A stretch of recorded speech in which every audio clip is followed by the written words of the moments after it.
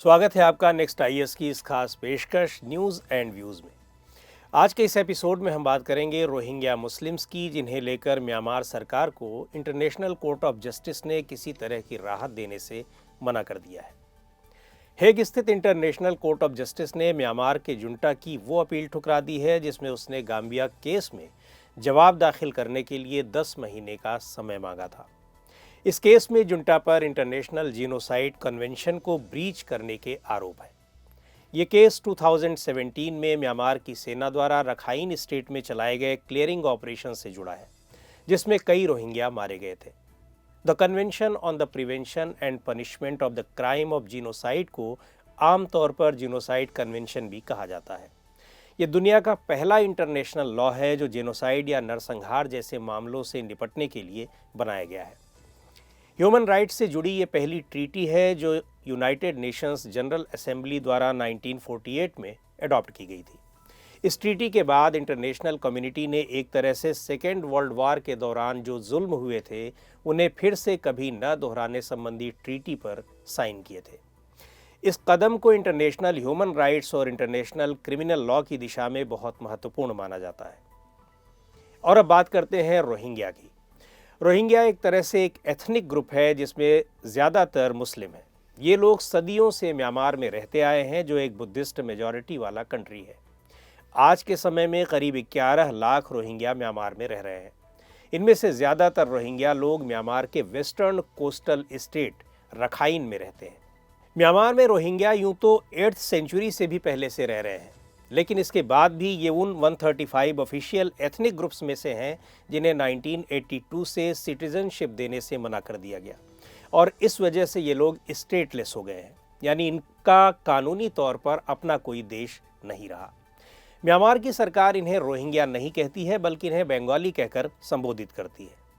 Rohingya को कोई movement चलाने की फ्रीडम नहीं है, उन्हें स्टेट एजुकेशन से वंचित रखा गया है और सिविल सर्विसेज में वे जॉब नहीं कर सकते हैं। एक तरह से उन पर अपार्थीड लाइक रिस्ट्रिक्शंस यानी जातीय भेदभाव करने वाले प्रतिबंध लगाए गए हैं। यही नहीं, उन पर होने वाले वायलेंस और प्रोसिक्यूशन के कारण लाखों रोहिंग्यास को भागकर नेबरिंग कंट्रीज में शरण लेनी पड़ी है। रोहिंग्या को अक्सर वर्ल्ड की मोस्ट प्रोसिक्यूटेड माइनॉरिटी कहा जाता है और इन लोगों ने कई डिकेड्स तक म्यांमार में वायलेंस, डिस्क्रिमिनेशन और प्रोसिक्यूशन झेला है। 2012 में शुरू हुए वायलेंस के कारण उन्हें म्यांमार छोड़ने पर मजबूर कर दिया गया। 2017 में म्यांमार की सेना ने उन पर हमले किए जिसके कारण बड़ी संख्या में रोहिंग्या ने भागकर पड़ोसी देश बांग्लादेश में शरण ली।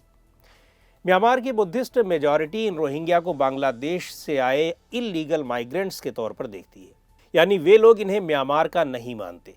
म्यांमार में वायलेंस के चलते रोहिंग्या 1970 से ही भारत में आने लगे और अब देश के अलग अलग हिस्सों में यानी भारत के तमाम हिस्सों में फैले हुए हैं। अगस्त 2017 में म्यांमार की सेना के हमलों के कारण लाखों रोहिंग्या म्यांमार छोड़कर भागे थे। ह्यूमन राइट्स वॉच के मुताबिक करीब 40,000 रोहिंग्या भारत में रह रहे हैं, जिनमें से करीब 20,000 यूएन ह्यूमन राइट्स कमीशन के यहाँ दर्ज हैं।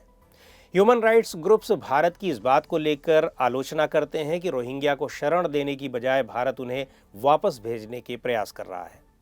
2017 में कोफी अन्नान के नेतृत्व में बनी advisory commission on the Rakhine state ने अपनी रिपोर्ट पेश की थी, जिसमें म्यांमार सरकार के लिए कुछ ज़रूरी रिकमेंडेशंस की गई थी।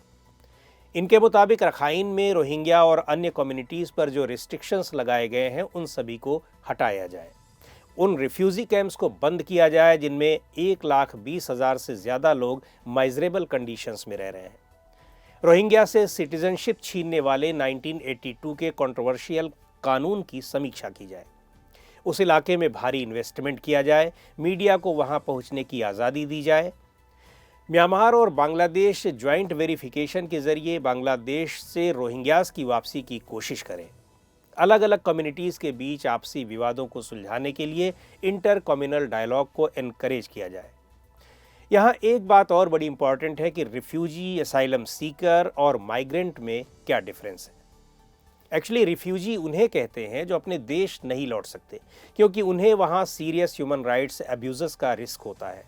ऐसे लोगों को अपनी सरकार पर भरोसा नहीं रहता और इस वजह से वो देश से भागने और इंटरनेशनल प्रोटेक्शन मांगने को मजबूर होते हैं। असाइलम सीकर वे लोग होते हैं जिन्हें रिफ्यूजी स्टेटस नहीं मिला है लेकिन दूसरे देश में इंटरनेशनल प्रोटेक्शन वे चाहते हैं। माइग्रेंट यानी प्रवासी उसे कहते हैं जो काम की तलाश में एक देश से दूसरे देश जाते हैं। हालांकि परिवार से मिलना भी इसका कारण हो सकता है। रिफ्यूजीज को इंटरनेशनल प्रोटेक्शन मिले होते हैं। Office of the United Nations high commissioner for refugees यानी UNHCR एक UN एजेंसी है जो 1950 में फॉर्म हुई थी। इसका हेडक्वार्टर जेनेवा में है। इसका काम UN या सरकारों की रिक्वेस्ट पर रिफ्यूजीज को प्रोटेक्ट करना और सपोर्ट करना है। साथ ही जो रिफ्यूजीज वॉलंटरी रिपैट्रिएशन चाहते हैं यानी अपने नेटिव कंट्री में वापस जाना चाहते हैं उनकी मदद करना, लोकल लोगों से उनका मेलजोल बढ़ाना या फिर किसी तीसरे देश में उनके रहने की व्यवस्था करना। इंटरनली डिस्प्लेस्ड पर्सन्स IDPs को इंटरनली प्रोटेक्ट करने वाले ओरिजिनल मैंडेट का दायरा अब बढ़ा दिया गया है जो 1951 के UN convention on refugees status की रिफ्यूजी की परिभाषा में एकदम फिट बैठता है। UNHCR ने अभी तक 2 नोबेल पीस प्राइज जीते हैं। पहला नोबेल प्राइज 1954 में और दूसरा 1981 में मिला था। दूसरा महत्वपूर्ण ऑर्गेनाइजेशन है UN convention relating to the status of refugees. इसे 1951 के रिफ्यूजी कन्वेंशन के तौर पर भी जाना जाता है। ये कन्वेंशन 1951 में हुई UN कॉन्फ्रेंस में पारित हुआ था और 1954 से इसने काम करना शुरू कर दिया। ये तय करता है कि कौन रिफ्यूजी है और कौन रिफ्यूजी की कैटेगरी में नहीं आएगा। वॉर क्रिमिनल्स को रिफ्यूजी कैटेगरी में नहीं रखा जाता। यह असाइलम पाए हुए लोगों के राइट्स तय करता है। यदि किसी व्यक्ति के जीवन को खतरा है तो ऐसे व्यक्ति को इल्लीगल माइग्रेशन के लिए पेनलाइज नहीं किया जाएगा। प्रिंसिपल ऑफ नॉन रिफॉल्वमेंट के तहत ऐसे व्यक्ति को जबरन उसके नेटिव देश वापस नहीं भेजा जाएगा जहां से वो भागा हुआ है। यह ऑर्गेनाइजेशन असाइलम देने वाले देश की रिस्पॉन्सिबिलिटीज़ भी तय करता है। इस कन्वेंशन के तहत आने वाले लोगों को कुछ हद तक वीज़ा फ्री ट्रेवल की फैसिलिटी भी मिलती है। तीसरा है universal declaration of human rights 1948। इस डिक्लेरेशन के आर्टिकल 14 के मुताबिक किसी देश में असाइलम चाहने वाले व्यक्ति के अधिकार तय होते हैं। रिफ्यूजीज़ को प्रोटेक्शन देने के मामले में भारत का ट्रैक रिकॉर्ड काफ़ी अच्छा है। भारत ने तिब्बत, श्रीलंका, म्यांमार, अफगानिस्तान और बांग्लादेश से आए रिफ्यूजीज़ को प्रोटेक्शन दिया है। 1971 में बांग्लादेश क्राइसिस के समय जब करीब 1 करोड़ रिफ्यूजीज़ ने बॉर्डर क्रॉस किया था तब सरकार ने 70 लाख लोगों के लिए कैंप्स की व्यवस्था की थी, जबकि 30 लाख लोगों को यहाँ की कई फैमिलीज़ ने मदद की थी। दरअसल 1950 से ही भारत रिफ्यूजी की ऐसी डेफिनीशन पर आपत्ति जताता है जो इस समस्या को पैदा करने वाले फंडामेंटल एक्टर्स को नहीं पहचानती। इस कन्वेंशन पर हस्ताक्षर करने का मतलब है कि उसे UNHCR के साथ मैंडेटरी कोऑपरेशन करना होगा। ऐसा करने का मतलब होगा अपने कुछ सॉवरेन राइट्स से समझौता करना। 1971 में बांग्लादेश के रिफ्यूजी क्राइसिस के दौरान भारत और UNHCR के बीच संबंध काफ़ी तनावपूर्ण थे। तमाम एक्सपर्ट्स का मानना है कि हो सकता है कि कन्वेंशन पर साइन न करने के पीछे ये भी एक वजह रही हो। इसके अलावा कुछ सिक्योरिटी रिलेटेड कंसर्न्स भी हैं। साउथ एशिया में बॉर्डर्स बहुत जटिल और उलझे हुए हैं और यहाँ पर होने वाला किसी तरह का कॉन्फ्लिक्ट कभी भी मास मूवमेंट की शक्ल ले सकता है। यदि ये स्थिति होती है तो उसके 2 तरह के रिजल्ट हो सकते हैं। पहला ये कि एकाएक बड़ी संख्या में आने वाले लोगों से उन देशों को काफ़ी दिक्कतों का सामना करना पड़ सकता है जिनके पास लिमिटेड रिसोर्सेज हैं या फिर उनका लोकल इंफ्रास्ट्रक्चर बहुत वीक है। और दूसरा ये कि स्थिति डेमोग्राफिक बैलेंस को बिगाड़ सकती है। एक तर्क ये भी दिया जाता है कि जब भारत पहले से वही काम कर रहा है तो फिर हस्ताक्षर करने की ज़रूरत क्या है। रिफ्यूजीज़ को शरण देने के बदले भारत UN से कोई पैसा भी नहीं लेता। लेकिन सवाल यह है कि फिर भारत रिफ्यूजीज़ की देखभाल किस कानून के तहत करता है, उन्हें कैसे प्रोटेक्शन देता है।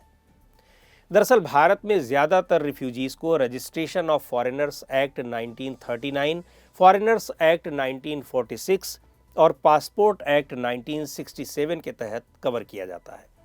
इंडियन कॉन्स्टिट्यूशन यहाँ रहने वाले हर किसी को राइट टू इक्वेलिटी और राइट टू पर्सनल लिबर्टी देता है, भले ही वे यहाँ के सिटीजन्स हों या ना हो। टॉर्चर, चाइल्ड और वुमेन्स राइट्स, एब्यूज़, रेसिज्म को लेकर बने तमाम यूनिवर्सल ह्यूमन राइट कन्वेंशंस पर भारत ने पहले से ही हस्ताक्षर किए हुए हैं।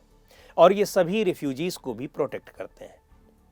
इन सब के अलावा प्रिंसिपल ऑफ नॉन रिफॉल्वमेंट को प्रिंसिपल ऑफ इंटरनेशनल लॉ के तौर पर स्वीकार किया गया है। तो आज के इस एपिसोड में इतना ही। अगले एपिसोड में हम फिर हाजिर होंगे एक नए टॉपिक के साथ। आपको ये प्रोग्राम कैसा लगा हमें कमेंट करके बताएं। आप अपने सुझाव भी हमें भेज सकते हैं।